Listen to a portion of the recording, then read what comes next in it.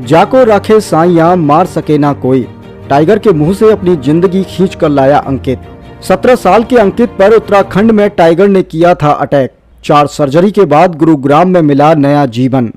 कहते हैं जाको राखे साइया मार सके ना कोई। कुछ ऐसा ही उत्तराखंड के रामपुर में 17 वर्षीय अंकित के साथ घटित हुआ। अंकित पर टाइगर ने अटैक कर दिया।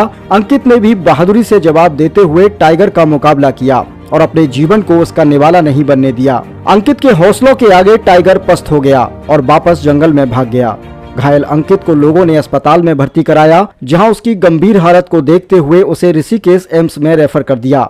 यहां से अस्थायी इलाज देने के बाद उसे दिल्ली एम्स भेजा गया, लेकिन परिचित उसे गुरुग्राम के एक निजी अस्पताल में ले आए, जहां उसका 4 महीने तक इलाज चला और आज अंकित पूरी तरीके से स्वस्थ है। अंकित की माने तो वह उत्तराखंड के रामपुर का रहने वाला है और 10वीं कक्षा का छात्र है। 2 नवंबर 2023 को वह अपने स्कूल से पैदल ही घर जा रहा था। रास्ते में पहले से घात लगाए बैठे टाइगर ने उस पर हमला कर दिया।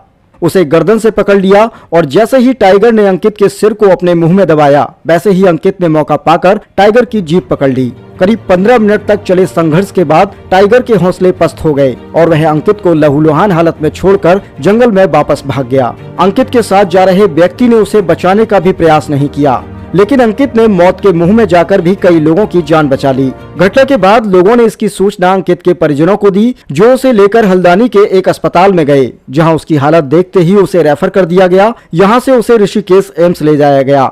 आरोप है कि यहां डॉक्टरों ने बेहद लापरवाही से उसके सिर पर टाके लगा दिए, लेकिन टाइगर से संघर्ष के दौरान जो पेड़ के पत्ते डंडियां उसके सिर में गई थी, उसे निकाला ही नहीं। ऐसे में उसके शरीर में इन्फेक्शन होने लगा।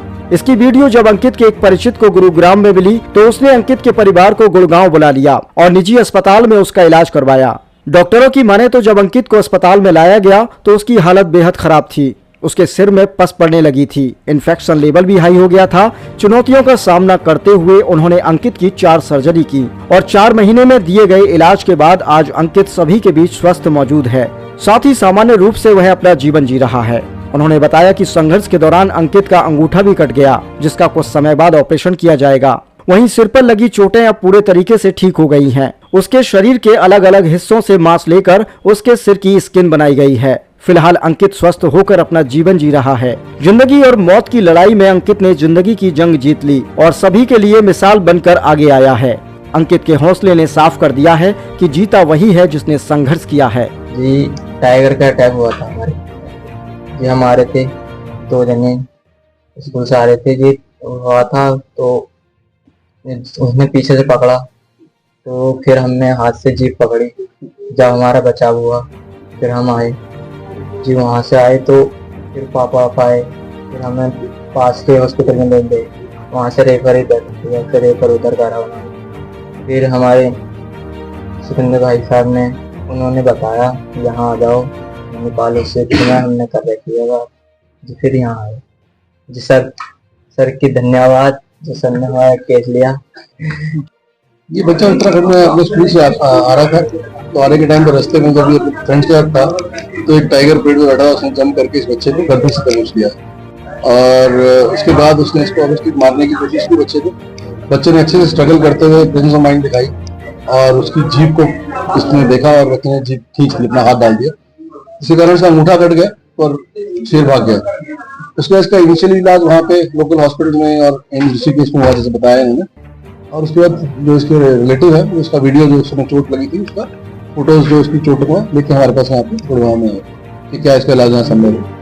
मैंने कहा हम लेके आइए और कोशिश करेंगे। ये बच्चे को लेके आए यहाँ पे 5 तारीख को हमारे पास लेके आए, तो काफी बुरी हालत में था। मैंने फिर हमारे एनेस्थीसिया की टीम डॉक्टर विनीता है, उनसे डिस्कस किया इस बच्चे के बारे में। हमने नेक्स्ट डे की सर्जरी प्लान की इसको। तो अगले दिन उसको पहली सर्जरी की, इसमें जो पार्ट्स कट थे, अंगूठा जो ऑलमोस्ट ये था खत्म होने वाला है, उसको रिपेयर करना माइक्रोवास्कुलर टेक्निक से, और कान का और इसके स्कैल्प का वो सब ऑपरेशन किया। उसके बाद हमने इसको 2-3 दिन का डिस्चार्ज किया। सेप्सिस जो पार्ट था वो कंट्रोल हो गया था। फिर हमने प्लान किया था नेक्स्ट सर्जरी हम उसके कुछ समय के बाद करेंगे। फिर हमने इसको कुछ समय के बाद पैर से स्किन लेके और जो पार्ट हमारा एक्सपोज था उसको हमने कवर किया और बाद में ड्रेसिंग्स करते और आज ये हमारे सामने।